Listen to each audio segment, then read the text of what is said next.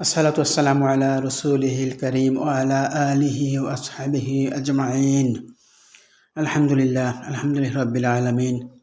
সুপ্রিয় শ্রোতামণ্ডলী, আজ আমরা আলোচনা করব তাহাজ্জুদ সালাতের কয়েকটি গুরুত্বপূর্ণ ফজিলত সম্পর্কে। আমরা মনোযোগ দিয়ে শুনব এবং আমল করার চেষ্টা করব ইনশাআল্লাহ।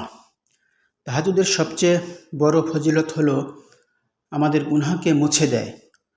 হযরত আবু উমামা রাদিয়াল্লাহু তাআলা আনহু থেকে বর্ণিত, নবী করিম সাল্লাল্লাহু আলাইহি ওয়াসাল্লাম বলেন, তোমরা কিয়ামুল লাইলের প্রতি যত্নবান হও, কেননা তা তোমাদের পূর্ববর্তী নেককারদের অভ্যাস এবং রবের নৈকট্য লাভের বিশেষ মাধ্যম, আর তা পাপ রাশি মোচনকারী এবং গুনাহ থেকে বাধা প্রদানকারী।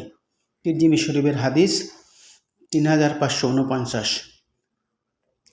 এছাড়াও দোয়া কবুল হয়। নবী করিম সাল্লাল্লাহু আলাইহি ওয়াসাল্লাম বলেন, আল্লাহ তাআলা রাতের শেষ তৃতীয়াংশে কাছের আসমানে অবতরণ করেন এবং বলেন, কে আছো দোয়া করবে এবং আমি তা কবুল করব? কে আছো আমার কাছে তার প্রয়োজন চাইবে এবং আমি তাকে দান করব?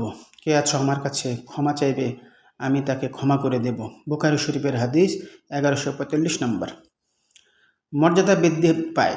নবী করিম সাল্লাল্লাহু আলাইহি ওয়াসাল্লাম বলেন, মুমিনের মর্যাদা কিয়ামুল লাইল তথা রাতে দাঁড়িয়ে তাহাজ্জুদ আদায় ও বিভিন্ন ইবাদত বন্দেগীর মধ্যে, আর তার সম্মান মানুষ থেকে অমুখাপেক্ষিতার মধ্যে।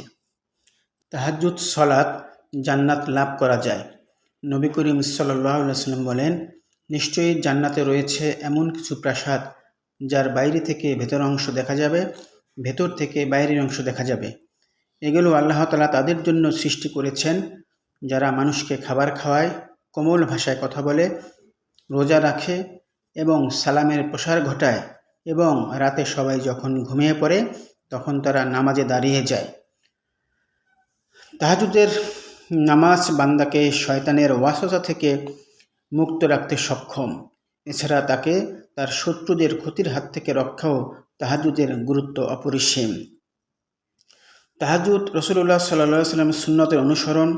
তাহাজ্জুদ আদায়ের মাধ্যমে মানবাত্মার আধ্যাত্মিক উন্নয়ন ঘটে এবং মানুষ তার নফসের তাড়না থেকে নিজেকে বিরত রাখতে সক্ষম হয়। তাহাজ্জুদ বান্দার কবর জীবনকে আলোকিত করে এবং কবরে আরামের ব্যবস্থা করে। এছাড়াও তাহাজ্জুদের মাধ্যমে আপনার ঈমানের মজবুতি, শারীরিক সুস্থতা রক্ষা হয়, জীবিকার উন্নয়ন, কবরে মুনকার নকিরের প্রশ্নের উত্তর প্রদান সহজ করা হয়, কবরে একাকিত্ব দূর করা হয়, কিয়ামতের দিন রক্ষা কবচ হওয়া ইত্যাদি বিভিন্ন উপকারিতা রয়েছে। আল্লাহ তাআলা আমাদেরকে বেশি থেকে বেশি তাহাজ্জুদ সালাত আদায় করার তৌফিক দান করুন। ওয়া আখির দাওয়ানা আনিল হামদুলিল্লাহি রাব্বিল আলামিন।